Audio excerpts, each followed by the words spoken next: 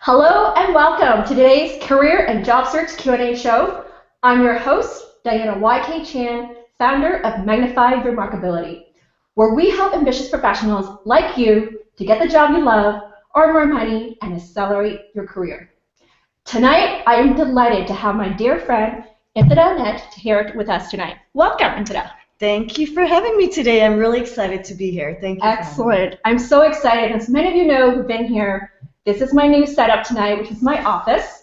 And I want to encourage all of you who are here live with us to ask us questions. What we're going to do tonight is I'm going to ask Intida to share with us her background, and I'm going to interview her with some questions that I prepared for. And throughout that, feel free to ask us questions. We're really here tonight to serve you, to answer any questions related to job search, career, networking, developing yourself. So let's have fun tonight, because today's like the last Q&A show of the year here. So if you are online, feel free just to say hi. I can see you here next to my laptop as well. So I want to make sure that you can hear all of us. So Intida, why don't we start off with sharing with us about your background? Absolutely, sure. So as Diana mentioned, I'm currently at TELUS. I've been there since 2005, and I'm a manager in the cloud and managed IT solutions, which I recently joined, and I'm responsible for all aspects of marketing, cloud, and IT right now. Previously, I was also leading product development teams, new solution introduction teams, and did some strategy and planning. So I've had various opportunities to lead different teams within different functions at TELUS. That's great. So I know, you and I met since 2005, so I've known you for a long time. Yes. And the key reason why I brought Intida on the show tonight are a few key reasons. Number one is she's moved around in different parts of the organization, so she can really share with us how to differentiate and how to adapt to new environments. Number two is she has experience in hiring and building a team.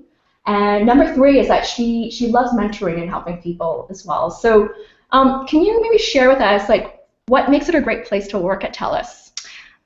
Sure. So number one, I think for me is just the fact that it's a technology company. So I'm really big on personally, I like building things. I like to put products and services that are helping people, and being in a technology industry helps me to do that. So the industry itself is why I'm there, but then why TELUS specifically is really the company.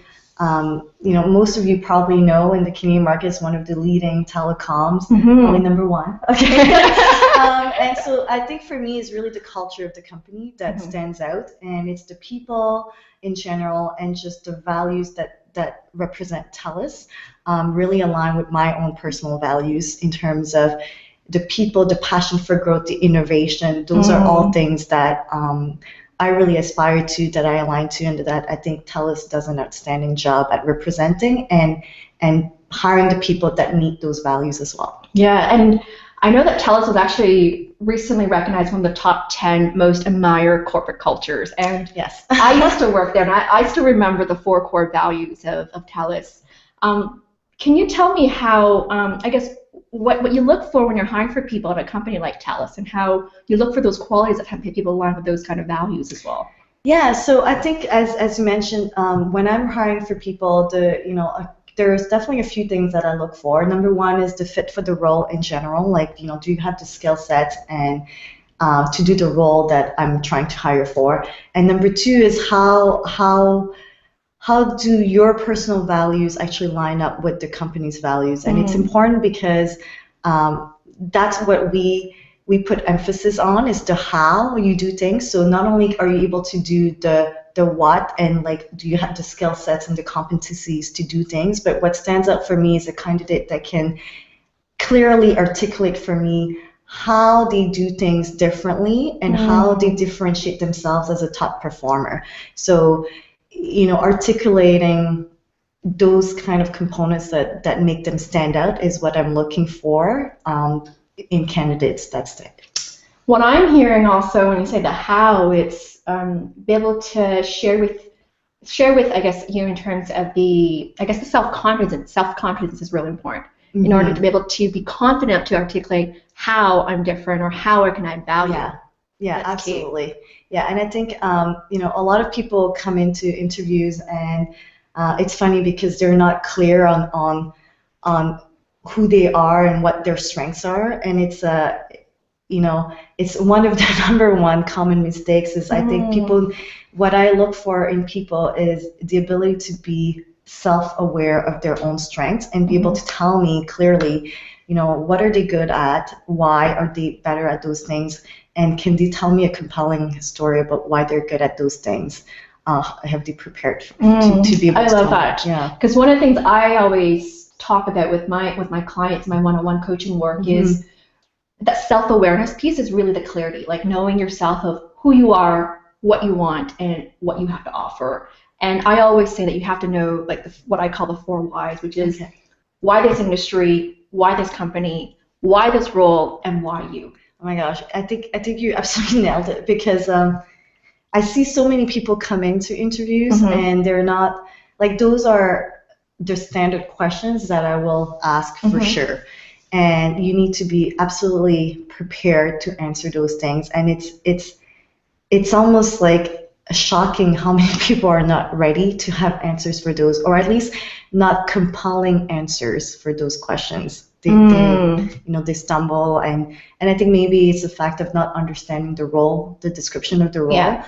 But those 4 key things are like absolutely like must leave the interviewer with the whys. Absolutely. I always say because I do a lot of work too, like that preparation is key. Oftentimes it's not just preparing for the questions, but researching the company, the hiring manager, the products and services, so that you can showcase that you understand their problems or challenges in the role itself. For sure. I think, absolutely, right?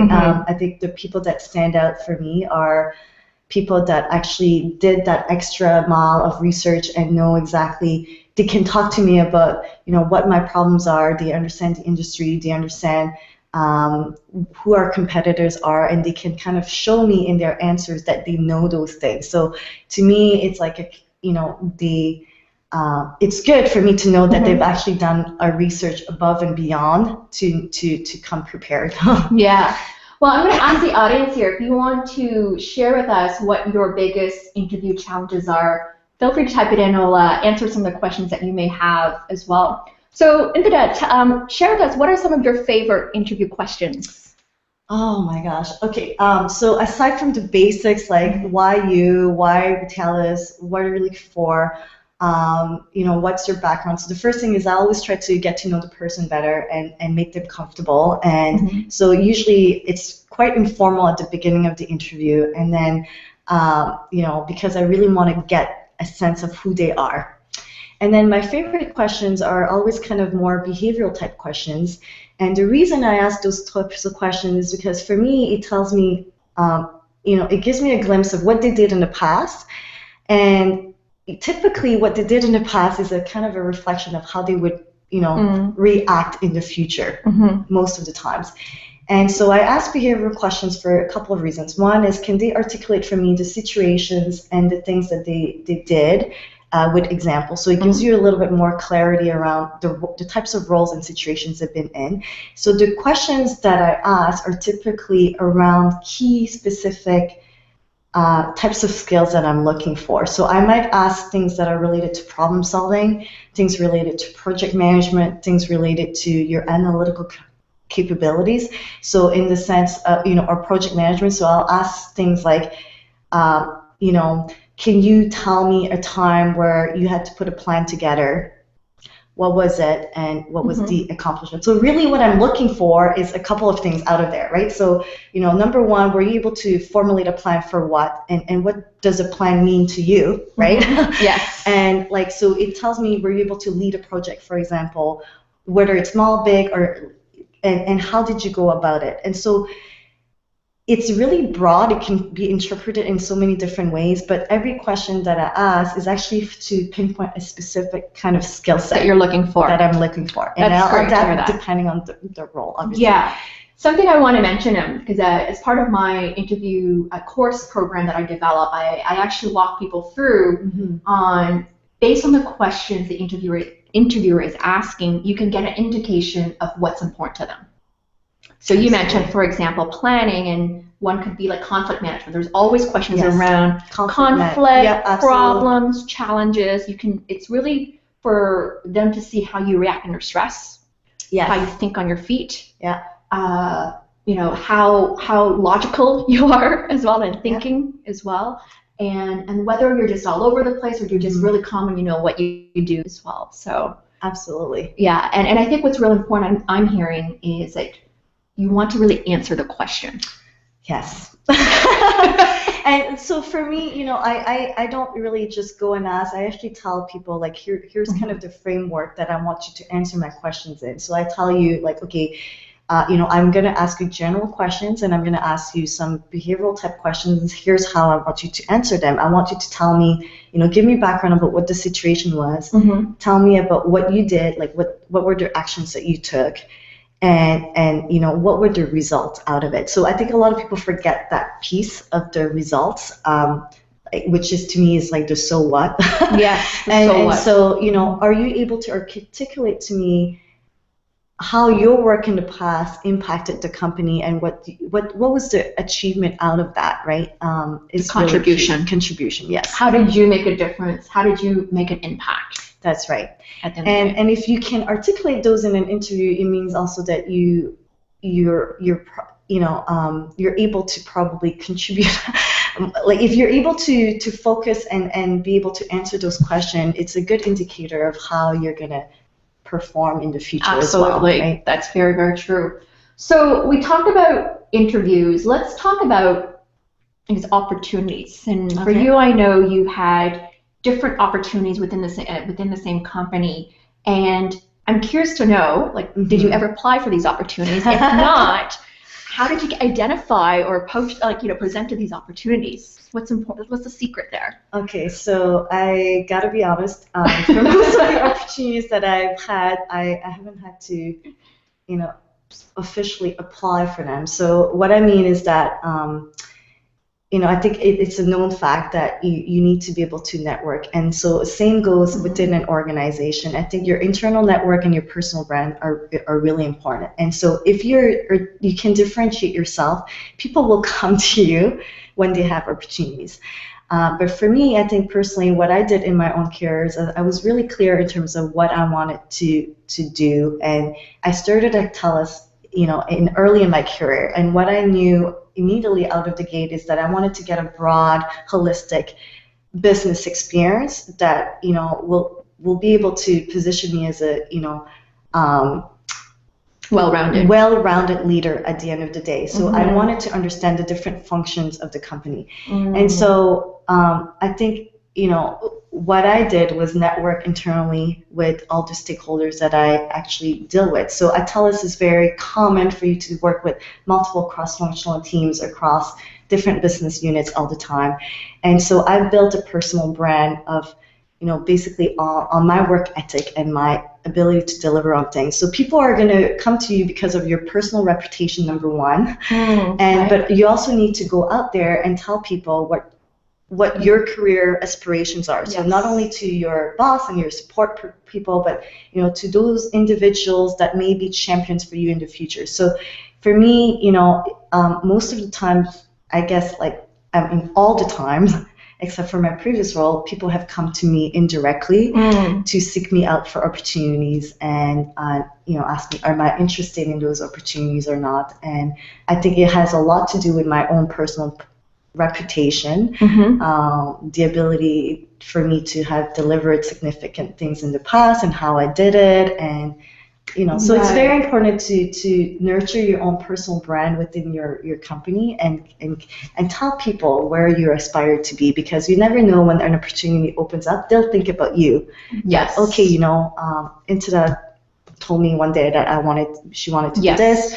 Opportunity opens up. You always want to be kind of in their general kind of top of mind when it comes to succession planning or such things. What I like what you said is that, oftentimes people come to me and say that they don't necessarily know what they want. But what I'm hearing from you is that what you did was you defined what the experience you want to gain. In your case was the breadth of experience, right? So that's a criteria that I talk about, that you want to get a breadth of experience, learn about the different businesses. So even though you may not know what the role is, that's right. But when the opportunity comes, they're like, okay, you're up someone who's up for a challenge, something different, where you can gain a breadth of experience. I think you summarized it so well. That's exactly it, right? Like I wanted a breadth of experience, and basically I've told the people that you know I trust and that I respect and that I look up to. I form relationships with them, and so you know they're going to talk to their peers, they're going to talk to other people. So you have people that champion you. You know, unofficially. Yes. And but also you need to prove yourself in your current role. That's really important, right? And if you are able to deliver in your current role, you're going to have opportunities open up to you no matter what. Absolutely, I love that. But one thing I want to also remind everyone is that the clarity of that too, like knowing what your intentions are, that you want this, so that you know people will keep you in mind. And I think just to maybe wrap things up before we move to a question that we have in the audience here is, how do you really differentiate? Right, we talk about nurturing your brand and your network, but I know. How do you differentiate? Essentially, what I talk about is differentiate as top talent. Yes. How do you differentiate? So a lot of it is, you know, obviously your own personal capabilities. So you know what you're good at, what you're naturally good at. So continue to do those things. But I think how you differentiate really is how you show up in a way. Like to me, I've been successful because I've been able to deliver what I say I was going to deliver. But it's also like, you know, you differentiate in the interactions that you have with the people. Are you able to effectively influence, communicate, lead to people and you know, your peers, your team, but also upwards? I think those are very important. You know, and in a company like TELUS, what we're looking for are leaders that are, I would say, well-rounded, right? So are you able to think strategically, able to visualize and formulate strategies, but also do you have the capacity to implement those strategies? Do you have a history of being able to deliver the results and contribute? And you can differentiate as well, you know, at the end of the day, it's about solving problems. Yes. Right? And you know, are you able to do those things? So at the end, I think it's a lot of like soft skills with hard skills, but you know, you differentiate.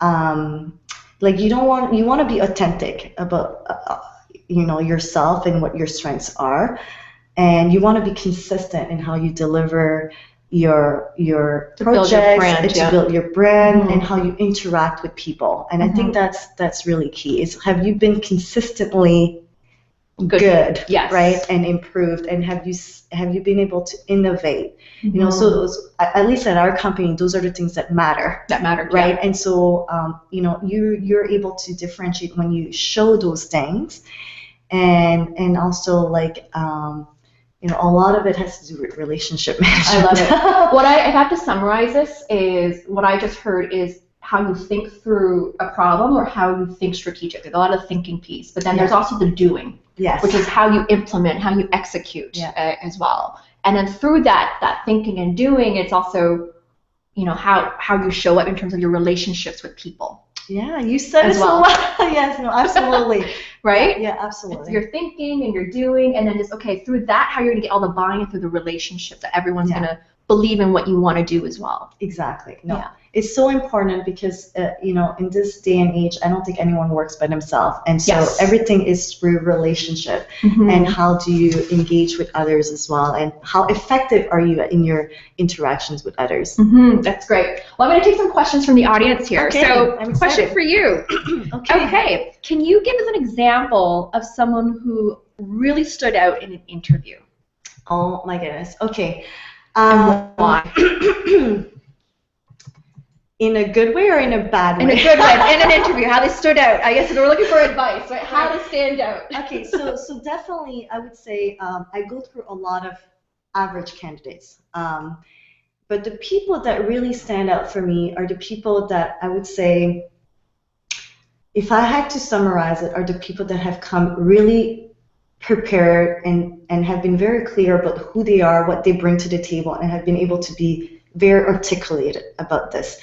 So what I mean is that they they were able to show me that they understand what TELUS is all about, what the role I'm looking for is all about, and able to show me, I guess, almost like reading my mind in a way. To understand you. It is like understanding me and telling me, okay, like a lot of people read the job description, but they don't get exactly what I'm looking for. I think the people that are able to articulate and use the same keywords, etc., to show that they get it are have stood up for me. But also the people that really, in a way, show up. Like, are they confident? Are they passionate? Are they motivated? Like, because not only do I look for people that have the skill sets, but I look for people that, number one, do I want to work with them? Are they coachable? Are they people that are motivated? They really want to be in this industry, right? I don't want people that are not passionate about innovation and technology, because that's all work to change. How?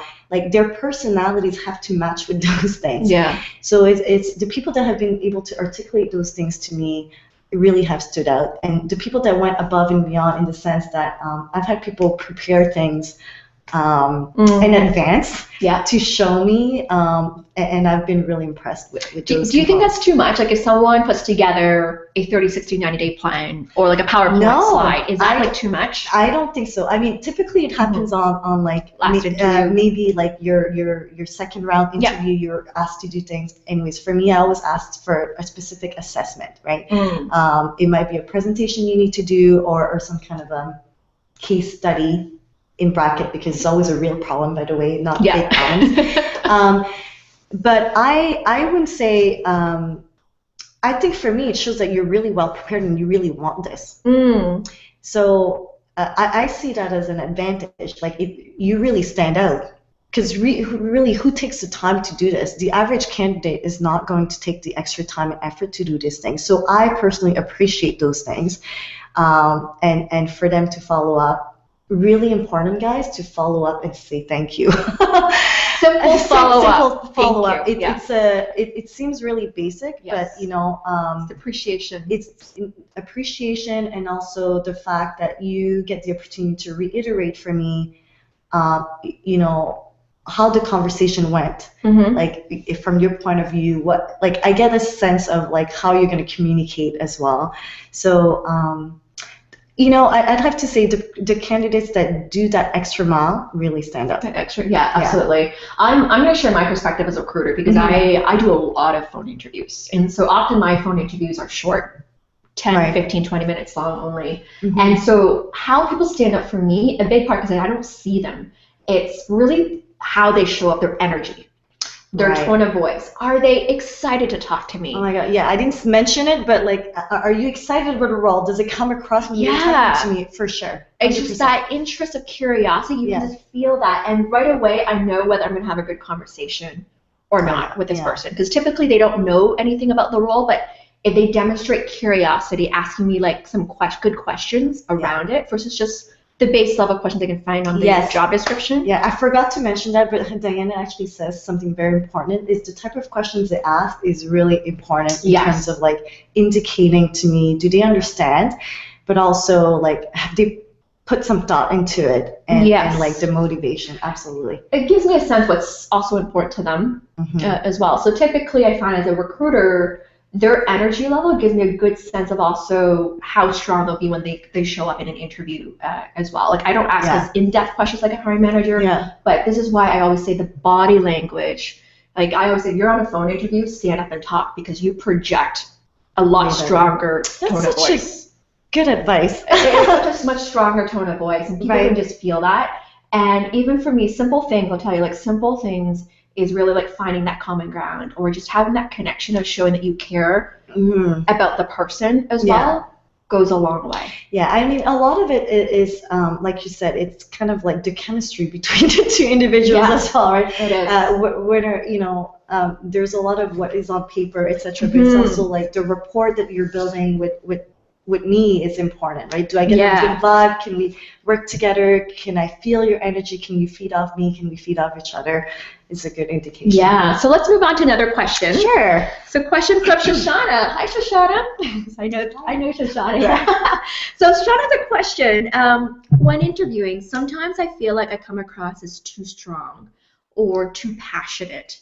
How can one balance the energy, interest, and passion while still coming across as sophisticated? That's a good question.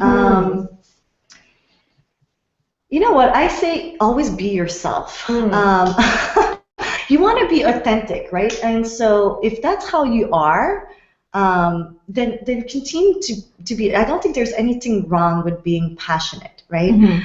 I think you want to balance it out in the sense that you don't want to appear like you're all over the place. All over the place, or you're kind of you're too aggressive. So like sometimes passion can go a little bit far in almost like being semi-aggressive to the interviewer in the sense that you're. I've had someone, for example, where I came into an interview and they were really passionate, but they were almost like preaching to me, like they were almost like, how do I say this? They just wanted to always state their opinions.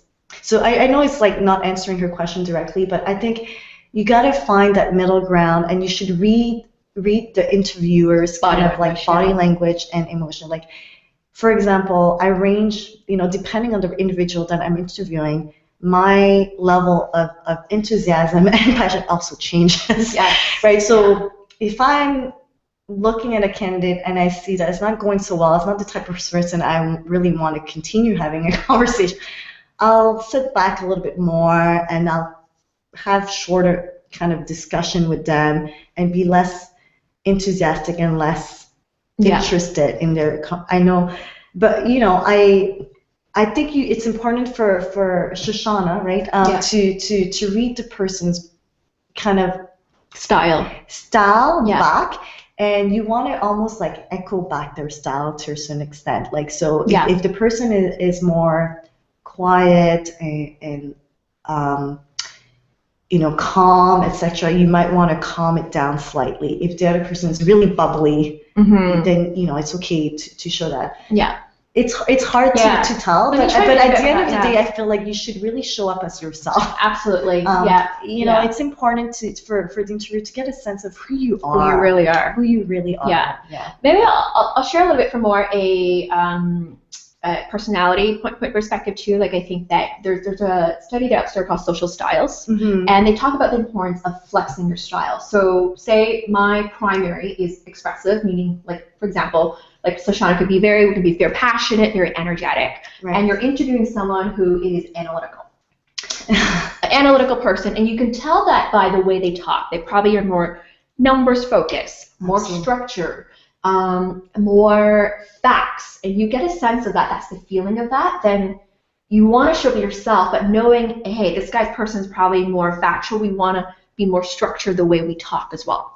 Absolutely. So we have to flex our style accordingly, just based on how they respond to us. And a good example I can share with you, I actually recently, I was actually also being interviewed as well for potentially recruiting for someone, and I was very excited about talking to this person, but I noticed this VP was very, just business type down. So you want to echo their style. I had to tone down my energy as well. Yeah. Like I could tell just by initially, I'm like, hey, how are you? Like, it probably worked for the intro, but then I noticed, okay, I need to get a bit more serious, tighten up my message, have a good purpose, follow up with a very clear and concise message as well. So just really reading their body language. Absolutely, and read the style, right? Like, are they wanting to have more of an open conversation versus okay, now let's get down to business, and I just want to ask you the questions and you answer get a read. Exactly. Flex your style, like you said. Thank you. All right. Okay, we have a question from Kiran. Hello, Diana and Dada. I have a question. What kind of resume you expect when you're hiring someone? So what do you look for in a resume? Okay, this is a great question. So you need to tailor your resume to the job that you're applying to, hands down. So what I'm looking for is keywords. I'm looking for basically it. I'm like, when I scan a resume, is do you have the keywords that show that you have some of the skills that I'm looking for? Do you have keywords that show that you're a top performer? You know, and also, like, you know, I like to see resumes that show accomplishments. So not only like what were your responsibilities, but you need to show me what you accomplished, what was the bottom line results.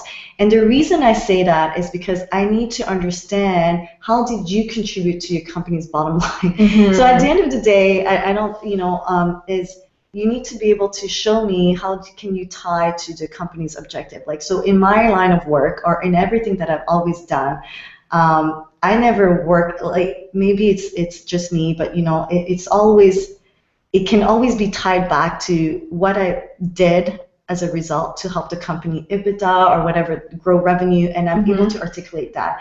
And I think it's important for you to be able to articulate those type of results, because it shows whether or not you understand your company as well. That goes back to the awareness as well too. The awareness of, like, what I always say, that's the so what piece of whether you're just articulating your responsibilities of what you did versus how you did it and what was the contribution and value. Yeah, and I think that's kind of like what I'm saying. Like, you know, I look for keywords about, do you have the skill set, but, you know, were you able to articulate for me what the results were, and also like a sense of how, right? Like, do I see that you were like, did you get an award? Like, did you show, like, can I tell from your resume that you're like a top performer or not? So the high level, those are the things, but for sure, like, you know, fit for the role is needed, something that I'm looking for. Like, so like, this is what I'm looking for in my job description. Do you have 80 or 90% of it? Yeah. So that's why I think it's really important for people to clearly understand the job description and tailor their resume to that. Yeah. But see, here's the thing. You know, but you need to be real and authentic. Exactly. Yeah. Don't lie. Don't lie. It's not going to get you anywhere. You're going to be found out. I often hear from a lot of people email me and they'll say, Diana, like, but I have the qualifications. I meet the qualifications on the job posting, and how come I'm not getting a call?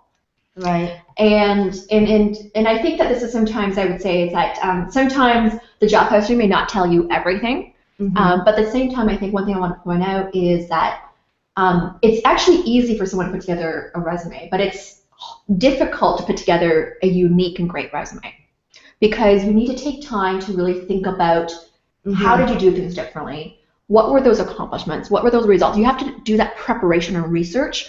Whereas if you just list out your responsibilities and what you've done, it's actually really easy, and you can tell, like, that resume was just put together and really also quickly. Like I was gonna say, like, I don't want the buzzwords, like you know, great team player, great communicator, and all. Is that the buzzwords? Like, yes, to a certain extent. Like, I want something a little bit more unique than that. Like, don't use too many of those that mean nothing and that everyone puts together on their resume. I call this the fluff. Yes. So I learned that there's difference between the fluff versus the unique brand that really describes. Which is why within, like, the what did you do, you need to show to me how you did things. Yeah. So I hope that answers the question. So let's move on to the next question. Is we should have had, like, samples. Next time we should do that. Sorry. Yes. Okay, well, another question here. How can you stand out and build your brand at work without causing your colleagues to feel threatened or jealous? Oh my God, that's a great question. I don't know. How can you be awesome without people feeling jealous like us? That's an interesting question, because that tells me something about your work culture. No, but I think, you know, like, it should come naturally, right? Like, so to me, you build your brand. It's not something that you. It comes naturally. You do have to nurture your brand in the sense that you want to continue to build relationships with the people that you're working with. But I would say you build your brand through what you do, right? So how do you do the work that you do? How do you interact with the individuals? But then do you also go out of your way to meet with, do you, for example, like you want to go into a different department, you maybe have met that leader once or twice. There's an opportunity for you to find out more about their department through like talking to the people that work with them, or like find ways to connect, right? So that's what I mean by how can you be awesome and build your own brand? You got to build the relationships. It's the relationships that's key. It's really the relationships. So the given is that you're performing well. Yes. Let's get that out of the table, right? You're awesome. You're awesome. But then it's like taking the time to really genuinely, you need to be genuinely interested in being curious and learning about other. So find ways to ask. So maybe they've launched a new project or something. Hey, you can easily send an email and say congratulations, blah blah blah. This is a great project that you've launched. I'd love to maybe buy you coffee and learn a little bit more about it, like, and talk. Like that's how you build your brand, and that's how you build connections, not your brand, but connections, so that you can get more opportunities in the future. So I would highly recommend, like, I think it's easier to build relationships with people that are, number one, your peer group, right? Like, so, try to reach out as much as possible, and then, obviously building relationships and connections with the people that are, like, above you is a little bit more. You got to be a little bit more tactful on how you do it, and how comfortable you are in your current role, and why you need to interact with them. So find ways to maximize on the interactions that you might have with them, etc. But let me offer a few, because I've worked for a few high performing environments like Google and Accenture's, highly competitive, like highly high performers, smart people. And one of the things that I learned is also, as you elevate, as you rise, how can you also elevate others as well? So what I mean by that is being a great mentor, being a great coach, offering lunch and learn sessions, for example, giving a kudos to someone, like letting their manager know, like, hey, Indra helped me with this project. I want to recognize her effort. It's so being that like team player as well. So it's not just about, look at me, I'm the high performer, but it's like, as I grow, I'm growing others as well, and they're gonna want to support you because you're supporting them as well. So it's a two-way street. You know what? It's so true, and I'm so glad you brought it up, because I didn't think about it, but it's a key thing. So for example, for the recognition is so important. It's ingrained in our culture, but it's also something that I do. And like you said, it's how do you elevate the people around you? So for me, like, I personally just am passionate about building meaningful I just like to talk to people and like get to know them and stuff like that. So it's easy for me to go out and build those relationships at every level.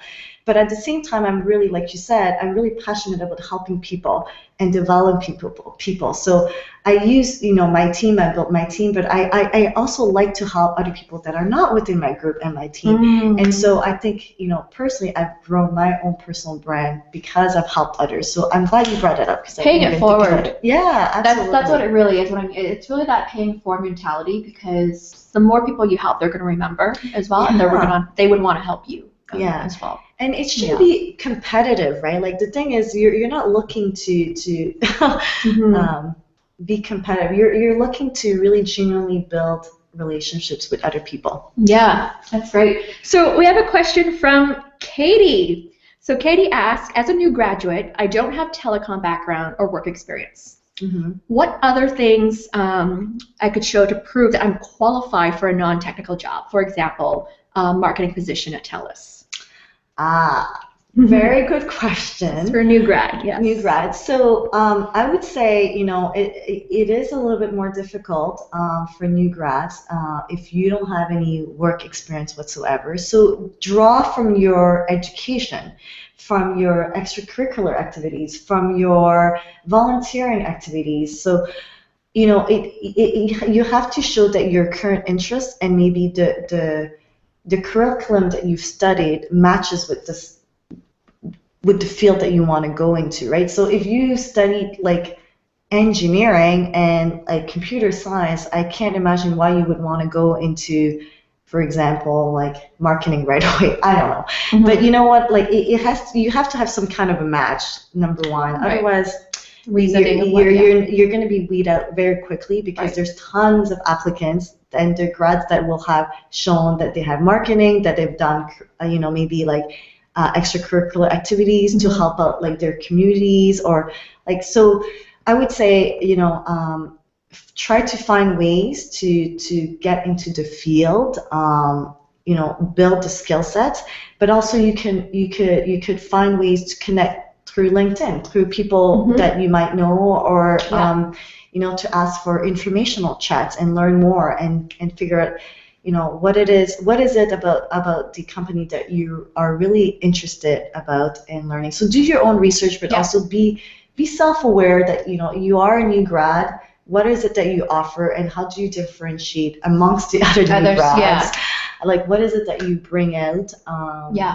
I would say too, as a new grad, people know you don't have the industry experience, Yeah. which is totally cool. Like I went into TELUS back Yeah, in 2004 exactly. without any technology experience. Yeah. And I'm not considering myself a techie, but what I think for me was that what I think demonstrated is really the leadership.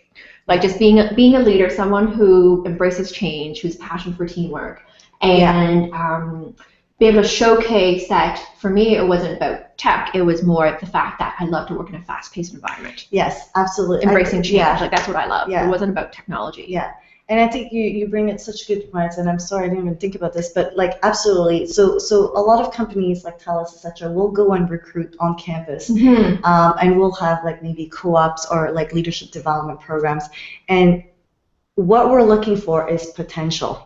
But you need to be able to stand out in your resume or in your interaction to show me that you have the potential, the leadership potential. That's really what we're looking for, right? Mhm. And are you coachable? Are you energetic? Are you able to adapt to change? Do you have those qualities that we're looking for? Mhm. And how did you demonstrate those qualities, whether at school, in your environment, extracurriculars, etc.? So absolutely. Excellent. Okay, we're getting a lot of good questions tonight. Like That's really good. meaty questions that we're having. We're having such a good conversation. So I know we want about 15 minutes left, and so we'll try to go through all the questions that we can here. Okay. So question here is, maybe I'll take this one, or you could. If someone got laid off, you notice this in this person's resume, are you going to ask this person why? What would be a smart answer to give? So maybe you go first. Yeah, maybe I'll go first. Like, I mean, first of all, we won't really notice whether you're laid off now. We only know that you're unemployed. That's the first thing. Like, if there's we'll only know you're unemployed if right now there's a break in your resume. So we'll ask, why aren't you working? What happened? So typically it could either be you got laid off, you got fired, or you decided to pursue other opportunities, right? Those are the key reasons, or you decided to leave because of whatever, personal reasons or family reasons. So and it's very common as a recruiter, like since 2008 with the economy, I've seen tons of people getting laid off, from very new grads to very senior people, CEOs. Like I've seen all of it. So it is very, very common. So these days, it's not a bad thing to say that you got laid off, but what's important is kind of if you can have insights on the rationale why. For example, business restructuring. They eliminated the business group. They moved the business from Canada to US. If you just give those reasons, that's out of your control. They can't really ask too much further. And to be honest, like Diana said, like if there's a gap, it's it's not like a red flag at all. Like, and so number one, like I've hired a few people, and they had these things, and it's be honest, like it's like I'll ask, so what are you doing now, and what happened, and it's just explain the situation, what happened, and we just move on. Like I don't dwell on it. Like what I'm interested in is not why. It's like, are you able to do the job now, and what do you offer to me? It's not. Where it becomes a red flag is the way you deliver. If you just don't sound authentic, or people feel you're lying.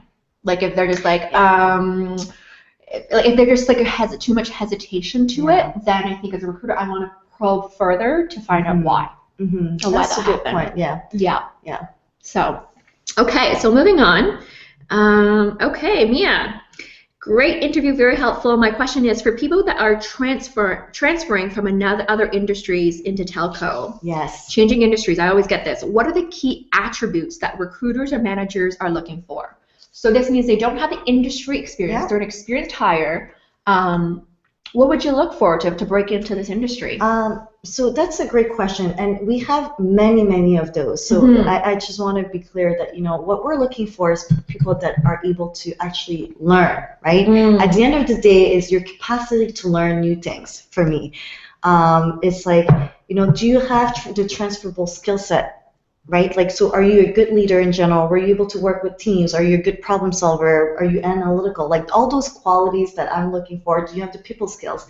And then show me that you have the capacity to learn new things. So I might ask a lot of questions around, your capacity to learn new things, but also why you want to switch industries. What is your motivation for it? And then also, what can you bring from that other industry? So play it to your advantage, right? Like, what do you bring from that other industry that will make you different or be able to provide a different perspective that maybe the people within the industry may not have thought about? So I would say take the opportunity to actually play it up to your advantage. So there are times where the roles will be specific that, yes, you must absolutely, have this.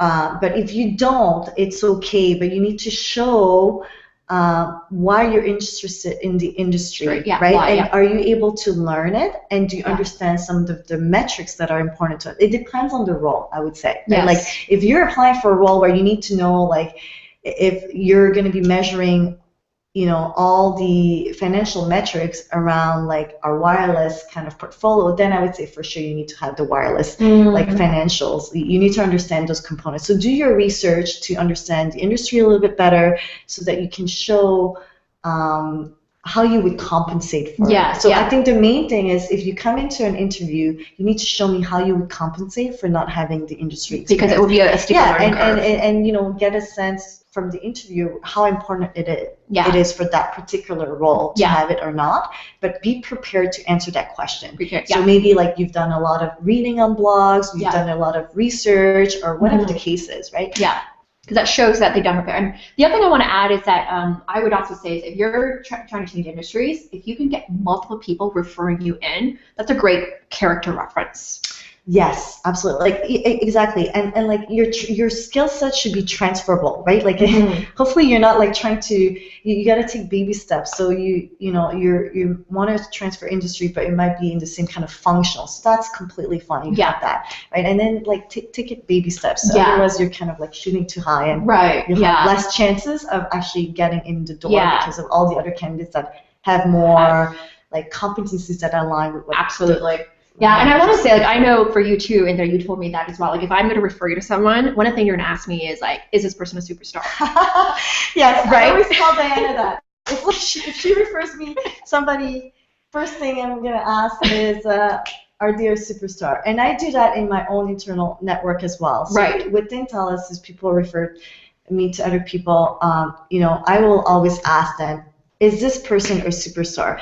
And their answer is so telling, right? So personally, I only look for really high performance and top performance. And so, if they hesitate, it tells me, sometimes they hesitate because they just don't know the person well enough. But, I think that's like you said, it's the character. So have you built yourself a good brand that people will not hesitate to recommend you? Excellent. All right. So curiosity, learning, referrals. That's key there. Yeah. Okay. So a few more questions before we wrap up here, and I also want to talk about the launch of my course as well too. Okay. What should we do if we start the career like a newborn baby from his first day? Then what kind of accomplishment do you expect? I asked you before about what kind of resume you expect when you hire someone. I don't know if I get this question. What should we do if we start the career like a newborn baby from first day? And then what kind of accomplishment do you expect? Okay, so I guess the question is like, how do you build your career, right? How do you start? What to expect?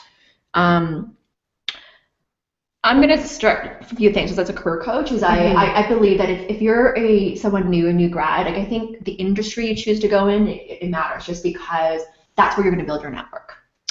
Right? That when you first start, like I mean, for me, like I didn't really think about going to tech, but TELUS and then like Accenture and Google, they're all tech companies. So in a sense, I know that the industry that you choose matters.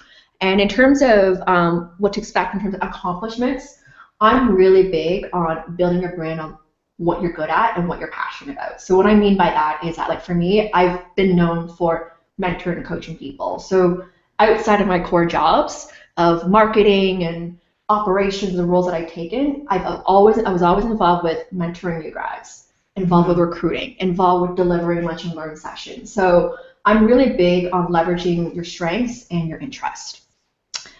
Yeah, I think that's very key. So if you start with nothing, you need to pick an industry that you're truly passionate about, that aligns with the things that you're looking for. So the more aligned you are with the company's culture or the way people do work, like if you like working with people and teams, like you are in fast-paced environments, you're going to look for industries that are like that and roles that are like that. So I think, like Diana said, it's an easier transition to be successful when you are playing up to your strengths, basically. But you need to know yourself well to be able to determine what it is that you're looking for and what it is that you're good at, and look for the opportunities where you can shine first, right? And you'll be much happier doing the things that you're capable of doing and that you're good at, than in a role where there's so much to learn that it's going to be such a hurdle. Yeah, and maybe the other thing to add on is find a mentor. Yeah, that's a good point. To help you. Yeah, so people that you trust, people that are, maybe, in your personal group, like, absolutely, get perspectives from them, right? Exactly. And, they can guide you along the way as well. Yeah. So last question that we have here. All right, everyone's saying thank you for the answers here. So awesome. I'm glad you guys are enjoying. That's great. So I'm having so much fun. I know. This is so much fun. I love this. Like, tonight's actually easier to have a guest on the show versus myself, like, just talking for the whole hour. So this is actually much more fun. So question from Jane. Okay. Hello, Diana and Tada. Do HR hiring managers read the cover letter? Also, do they take the time to read applications or follow-up emails sent by postal mail? By postal mail. Well, okay, so I can speak for my HR, and because so hiring managers always work with an HR designated partner for all the roles that you create. So, with my HR partners, they would typically do the initial screenings of the candidates, the initial resume screening. They'll bring forward to me the people that they recommend, and they'll typically do the initial phone interview for me with the specific questions that I've asked them. I would say that definitely they read cover letters. So they'll read the resumes, they'll read the package. They'll read the whole package. And so cover letters are a way for you to differentiate. It depends on, especially if you're applying to a brand new company. So I think internally it's less necessary. Like if you're moving internally, you just put your resume. But if you're moving to a brand new, if you want to apply to a brand new job, then absolutely, I think you need to have a cover letter. And so, for example, the HR person will forward me the whole file. So I get to see all of it, like whatever you attach to it, your cover letter or whatever else, sample of works that you might have. I read all of it. That's good. And the funny thing is, it's a great way to differentiate. Make sure though that you have addressed the right person, and it was for the right job, because you will be surprised how many times it was for the wrong job that I got, and I'm like, okay, it's not really, or the wrong subject line. Yes. I think for me as a recruiter, at first I may not read the cover letter right away. We'll look at the resume first. However, if I'm trying to assess whether I'm going to move you forward next round to a hiring manager because I'm going to forward it off, I will read it. So it may not be something I read it initially, but if it's a tool to help me also if I need to screen out people, like to see who may have a cover letter. I don't think it's necessarily a must-have, but it's definitely a good way to differentiate. And I think especially a cover letter is great for those that say if you're changing industries or if you may have a gap in your resume, you may want to explain a little bit. Like that's your chance to explain yourself. I think it's a great way to have your cover letter. Yeah. I mean, I definitely think focus on the resume first, and then the I would afterwards. 100% agree. And I think your other question was around the thank yous and the postal mail. So I don't know who uses postal mail anymore, but these days I've never received one, but it's always been through email. And you know, I mean, people are busy, so they might not get through their emails fully all the time. I've had times where I've missed people's stuff, but I typically read the stuff. Yeah. I think people definitely, people love receiving thank yous, even though they may not respond. Yeah, they love getting it. Absolutely. So remember, I'm not going to respond to everybody. But I appreciate it. Yeah. I appreciate it. My experience, I know when I was a recruiter at Google, I received thank you cards in the mail, like actual handwritten cards, and I got to remember those people because out of the thousands of people I talked to, like they stand out. They stand out. That's really good. And I still hold those cards. So personally, I love that personal touch to that, but not a lot of people do that. It's a great way to differentiate. There we go. Yeah, that's great. Okay, so awesome questions that we got through in about an hour. So what I want to do just to wrap up is like talk about the impressive interview program. And I want to talk about this just because first of all, I'm super excited that it's here tonight because some of you may know that I've already launched my first brand new course called Impressive Interviews. And my dear friend Indra was part of this journey in really helping me, essentially like challenging me with all the content that I developed. And you really helped me look at it from also a hiring manager's perspective. So I pretty much doubled the amount of content at the end. Like I redid everything. And so why I'm so excited about to share this, because having you here, is that you can really talk about this. Is my whole purpose of this is what we talked about tonight is I want to help people to be more well prepared for the interview. So it's not just going in of like, I want this job, but it's understanding the hiring process, understanding what hiring managers and recruiters are looking for, and going through a thorough research and preparation of researching the role, the organization, the industry. And then the third part is about how do I structure answers that will resonate with the interviewer.